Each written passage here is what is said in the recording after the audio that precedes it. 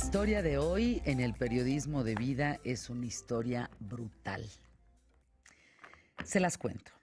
La vida de Elizabeth Fritzl sufre un cambio radical un 28 de agosto de 1984, cuando su repentina desaparición moviliza a las fuerzas policíacas de Austria y deja en una profunda conmoción a sus padres Joseph, a Rosemary, quienes la buscan desesperados durante un mes entero.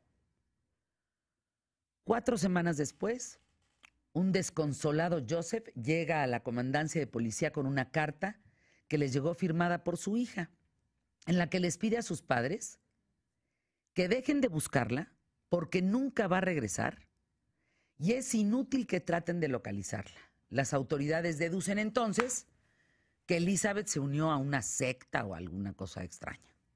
No se imaginan la historia.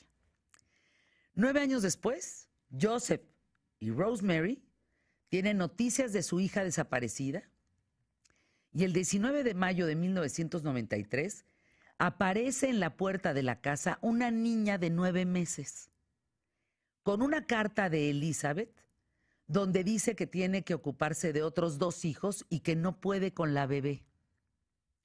Un año más tarde, el 15 de diciembre, se repite la historia, pero ahora con una niña de 10 meses. El 3 de agosto de 1997, Joseph y Rosemary encuentran un tercer bebé de 15 meses de edad en la puerta con una carta similar firmada por Elizabeth, su hija. Se convierten ellos, como papá y como mamá, Joseph y Rosemary, en un ejemplo de nobleza y amor entre los vecinos de la comunidad. Todo mundo los ayuda, todo mundo los quiere. La policía pues no pone objeción alguna, puesto que se comprueba que sí existe un parentesco sanguíneo y los vecinos confirman la conducta intachable de la esposa Fritzl. Incluso dicen que Joseph es un hombre muy tranquilo, que siempre saluda amablemente, que es un extraordinario hombre, vecino, y que nunca ha llamado la atención de manera negativa, que se dedica a cuidar a los hijos de la hija que los abandonó. Un nuevo golpe sacude a la familia Fritzl un 19 de abril del año 2008, cuando Kerstin, la hija mayor de Elizabeth, la que fue dejada en la puerta de la casa, es hospitalizada de urgencia y su situación de extrema gravedad requiere localizar forzosamente a su mamá para diagnosticar la enfermedad, algo que intentan los médicos sin resultados. Ahí empieza el brete. La policía interviene también y empieza a cuestionar este matrimonio Fritzl, a Joseph y a Rosemary, porque tiene que existir alguna pista que los lleve a Elizabeth a encontrar a la mamá de estos 3 niños. Y ahí da un giro la historia en donde empiezan las sospechas y aparecen la policía frente a Joseph y Rosemary en una investigación exhaustiva para ver dónde carambas está la tal hija desaparecida Elizabeth. Curiosamente, Joseph aparece en casa con Elizabeth un día y le dice a Rosemary, a la mamá, que la hija perdida ha regresado en compañía de 2 hijos más y va en camino al hospital para visitar a su nieta cuando Joseph es detenido con Elizabeth y ahí sale toda la cloaca de la historia. Joseph es detenido y acusado por maltrato, secuestro, violación, abuso sexual a su hija. Elizabeth, profundamente traumatizada, acepta hablar con la policía después de que le aseguran que no volverá a tener contacto con Joseph, con su papá, y que sus hijos van a estar protegidos. Hijos producto de las violaciones del papá. Entonces, acusa a su padre de múltiples crímenes y asegura que su madre no estaba al tanto de esto. ¿Cómo no se da cuenta la mamá de esto? ¿Cómo no se da cuenta una pareja de esto? Joseph, que en un primer momento se niega a declarar, resulta que empieza poco a poco a narrar los detalles aterradores de los crímenes que ha cometido y entrega un código electrónico de la entrada al sótano de su casa donde mantuvo a Elizabeth con todos sus hijos en condiciones infrahumanas. ¿Durante cuántos años creen? 24. Ese 28 de agosto de 1984, Elizabeth no desapareció de su casa en verdad. Su padre, Joseph, la drogó, la esposó y la encerró en el sótano de su casa, ubicado en la ciudad de Amstetten, en Austria. Este lugar de 3 habitaciones muy chicas, de 1.70 metros de altura, con una instalación sanitaria, una cocina diminuta, el piso desigual y una sola ventana, fue la cárcel donde Elizabeth fue rehén de su padre, quien abusa sexualmente de ella pero reiteradas ocasiones y con quien tiene 7 hijos, 3 niñas y 4 niños, uno de los cuales falleció al mes de haber nacido por falta de cuidados.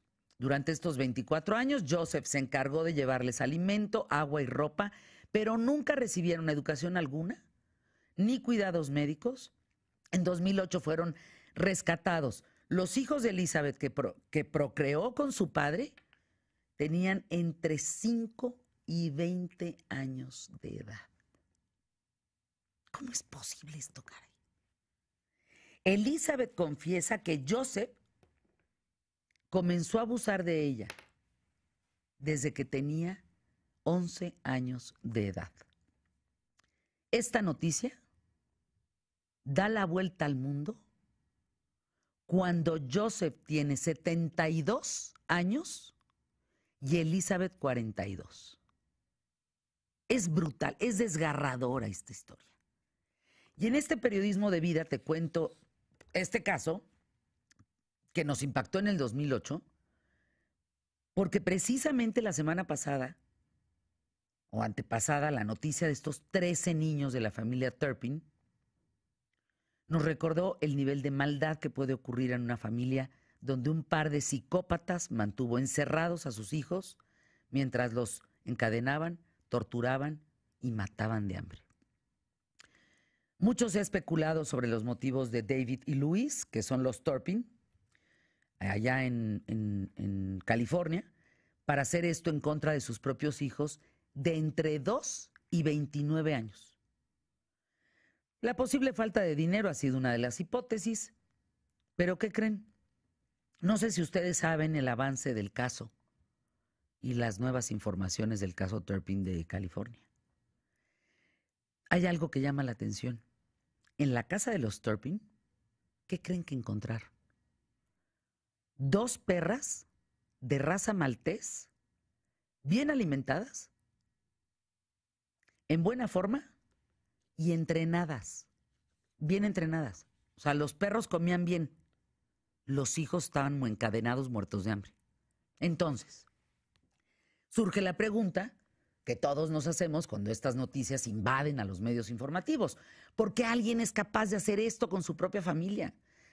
Ya no estamos hablando de los secuestradores, de los psicópatas, de los torturadores. No, ya estás hablando de unos psicópatas obsesionados con alguien que es horrible, pero además es el papá y es la mamá.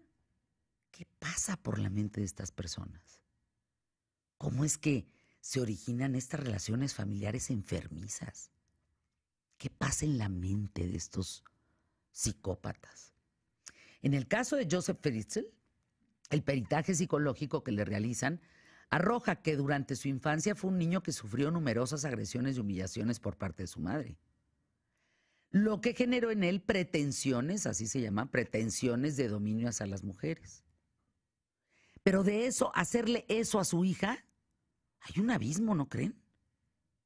El informe asegura que Joseph es incapaz de sentir compasión y debido a la cólera contra su madre y a su soledad, surge esa necesidad de poseer a una persona solo para él, pues el mismo Joseph dice que concibió tantos hijos con Elizabeth para que siempre se quedara con él, pues ya no sería atractiva para otros hombres.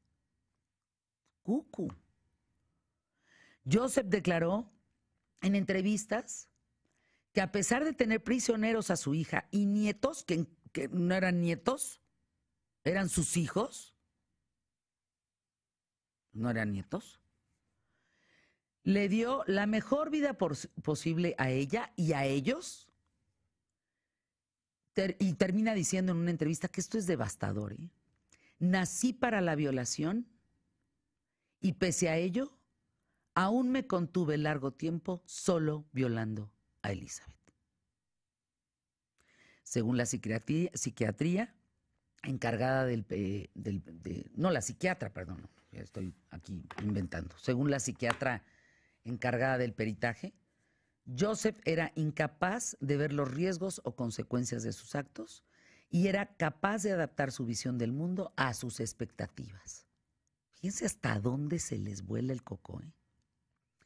Finalmente, 19 de marzo de 2009, Joseph Fritzl fue condenado a cadena perpetua por los delitos de asesinato por omisión de socorro, esclavitud, violación, coacción grave, privación de la libertad, incesto. Bueno, ponle los que quieras. Como el Nazar de ayer de 150 niñas gimnastas. Es una locura. Pero en este caso las embaraza y son sus hijos. Esta mañana te pregunto a ti que me escuchas en el programa, ¿qué tal, Fernanda? ¿Has vivido situaciones de relaciones familiares enfermizas? ¿Conoces historias? ¿Conoces algún caso cercano? ¿Qué tanto nos damos cuenta de esto? ¿Qué tanto sabemos de nuestros vecinos? En todos los casos, en todos, los vecinos hacen extraordinaria referencia a los violadores, a los secuestradores. Dicen que son buenos vecinos, que son amables. No se dan cuenta. En la casa de al lado no se dan cuenta que en los sótanos o en los áticos o entre las paredes hay secuestrados. No se dan cuenta. ¿Tú crees que hay personas que se hace de la vista gorda? Sí sabe, pero no dice nada. En donde el papá es el violador, ¿dónde queda la mamá? En el caso de Rosemary no se dio cuenta. ¿Cómo no te vas a dar cuenta 24 años después de que algo raro, un olor, que algo está pasando en tu casa? Y en el caso de la del loco de California, pues es cómplice de violación, maltrato, encadenamiento, secuestro, etcétera, de sus propias hijas. No, a mí me vuelan los sesos estas historias, ¿eh? ¿Tú conoces alguna? Compártela conmigo en redes sociales y espero tu opinión. ¿Tienes algún calificativo para estas historias? De eso vamos a hablar el día de hoy, ¿verdad? De este tipo de relaciones que de repente se dan en familia y que de verdad parecería que no existen y que nos vamos enterando de situaciones precisamente como la que hacía referencia de los Turpin, que también llama la atención, que incluso pues la misma familia cercana, los hermanos de ella, los hermanos de él, que no estuvieran enterados. Ahí ya hay una declaración del hermano de Turpin, se llama Billy Lambert, diciendo que planeaban tener el hijo número 14, porque querían ingresar a un reality show, como la familia más grande, con 14 hijos, ¿no? Y que con eso pensaban, según esto, hacer dinero y ser famosos. Los Turpin, o sea, los esposos. Y por eso planeaban el hijo número 14. Me dan náusea estas historias. Arrancamos, tenemos mucho que compartir el día de hoy. Gracias, Emilio Valles Vidrio. Gracias, Carlos Armando Rodríguez, Rafael Avid Gutiérrez, Diego. Arrancamos todos. ¿Están ustedes listos? Sean bienvenidos. Son los invitados más importantes, no se vayan, ¿eh? Si no, la reunión se queda despejada y sin gente. ¿Y luego cómo nos divertimos? Empezamos, pie derecho.